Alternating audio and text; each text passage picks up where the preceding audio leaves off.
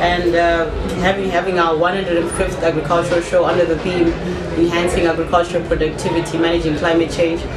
It's something we felt as an organization and as a society that as much as climate change has always been there, there's always fundamentals of how to go around it. And maybe by us having a theme that is in line with what's happening in the world, especially for the farmers, to say, is it really necessary for us to, plant our maize in December still, or we have to go with the change that's happening with climate? So that's how the theme came to be.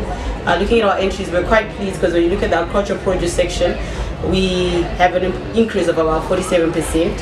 And then when we look at our livestock section, we're quite praised because we're not expecting any livestock because of the foot and mouth situation in Zimbabwe, but we're surprised with 466 entries of livestock.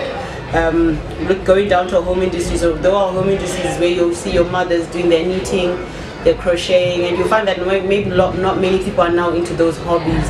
People are more into their iPads, their iPhones, so you find that trying to encourage kids to say, you know what, the home industry section is still there. You can still come through, do your crochet, your needlework, your knitting. That section as well has had a decrease of about 10% compared to last year. A floral section is something we've introduced because we saw flowers are for export, they are for agriculture, but we had not really put it out there. So this is another platform that we've initiated for this year. In terms of our commercial stands, we have a decrease of 3%. Obviously, there are very many leading factors or contributing factors that we as an organization, as a society, have no control over, but they do happen.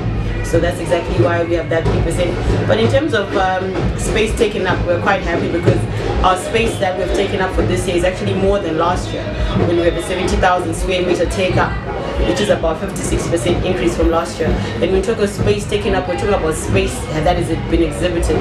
That comes from at least maybe last year we had more smaller square meters taken up than the big ones. So having said that, we're really looking forward to a beautiful end to the show, and tomorrow being an official opening ceremony, we're hoping to have the who's that you might be running into in our corridors and in our streets. So feel free to come through. We have an array of music and arena events going on at the same time. Follow us on our mobile app, on our Facebook account, on our website.